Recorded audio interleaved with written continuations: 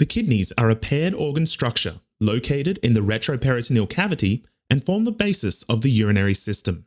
Combined with the ureter, urinary bladder, and the urethra, the urinary system plays a critical role in regulating the body's fluid volume, blood ion balance such as sodium, potassium, and calcium, maintaining blood pH, while eliminating metabolic waste from the body. The internal anatomy of the kidney can be divided into two sections: the outermost layer, called the renal cortex, and the innermost layer, called the renal medulla. The medulla contains renal columns, which can be found in between the renal pyramids, and it is on the surface of the renal pyramid that the nephron can be found. The nephron is a microscopic filtration unit of the kidney that functions similarly to a pool filter. In the same way that you have a pool filter to help clean and remove unwanted materials in the water, the nephron filters and removes any unwanted materials within our blood. The human kidney contains two types of nephrons: the cortical nephron and the juxtamedullary nephron, with approximately 85% of all nephrons being cortical nephrons, with the remaining 15% being juxtamedullary nephrons. The primary difference between these two nephrons are that the juxtamedullary nephrons contain a much longer loop of Henle, making it much more effective for water reabsorption and the concentration of urine. So let's zoom in and take a closer look at the nephron itself. So the nephron is divided into two main parts: the renal corpuscle and the renal tubule. Most of the nephron is found within the renal cortex. However, the loop of Henle and a part of that collecting duct can be found in the renal medulla. So, how does the nephron filter the blood? Despite the kidneys weighing less than 1% of your overall body weight, they can receive up to 25% of total cardiac output. So as the blood enters the kidney via the renal artery will then divide and branch out into smaller and smaller arteries, eventually reaching the afferent arterioles. The afferent arteriole plays a very important role in controlling the flow of blood to the glomerulus, a bundle of capillaries that is surrounded by the Bowman's capsule. Both the glomerulus and the Bowman's capsule form what is called the renal corpuscle and forms the first part of our nephron. When we talk about the nephron, we can break its overall function down into three main categories: filtration, in which the contents of the blood is filtered based on its size; reabsorption, in which the nephron will reabsorb necessary substances from that filtrate back into the bloodstream; and secretion. This is where the waste products are actively transported out of the blood and into the filtrate to be excreted from the body. So let us start now with filtration. As the blood enters the afferent arteriole from the cortical radiate artery, the blood is pushed through the glomerulus, which will help to separate and filter the contents of our blood based upon its size. Smaller molecules such as water, ions, sugar, amino acids, these will all move through the glomerulus, with larger substances such as red blood cells, proteins, being unable to move through the glomerulus because they're too big. So therefore they will move out of the glomerulus via the efferent arteriole. With the glomerulus separating the contents of the blood based upon its size, let us now focus on reabsorption. With the kidneys filtering over 180 litres of fluid per day, it is crucial that most of that fluid and its contents are reabsorbed back into the body. Anything that has moved through the glomerulus is now called filtrate and will move into the first part of the nephron tubule, called the proximal convoluted tubule.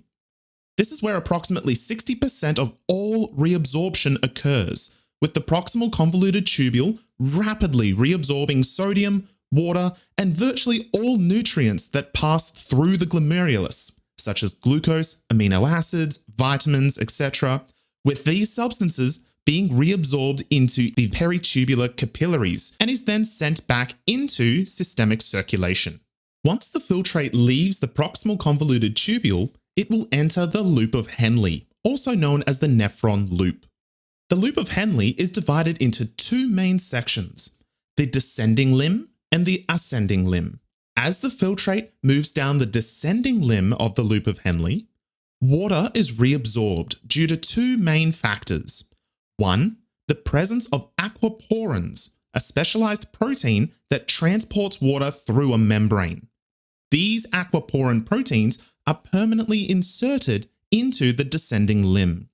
Secondly, the osmolarity of the interstitial fluid surrounding the loop of Henle will increase the more medial the loop goes. This increased osmotic gradient allows more water to be pulled out of the nephron through the aquaporin channel proteins, where this water can then be reabsorbed back into the bloodstream.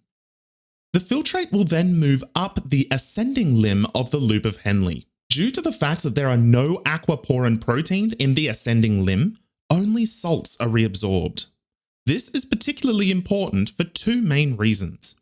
One, the osmolarity of the filtrate will be reduced due to the removal of salts without removing any water. Secondly, the salt that is absorbed from the filtrate moves into the interstitial space surrounding the loop of Henle. The removal of salt, combined with the fact that the ascending and descending limb of the loop of Henle are so close together, will result in a cyclic loop in which the increased salt absorption from the ascending limb will increase the osmolarity of that interstitial fluid, which in turn creates an osmotic gradient, allowing the absorption of water from the descending limb. This process is called the countercurrent multiplication system and plays a significant role in water reabsorption and the concentration of urine.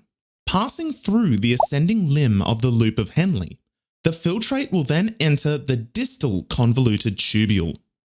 At this stage of the reabsorption process, approximately 80% of the water that passed through the nephron so far has already been reabsorbed, with the distal convoluted tubule and the collecting ducts reabsorbing an additional 15% of water, with the rest of the filtrate leaving the nephron as urine.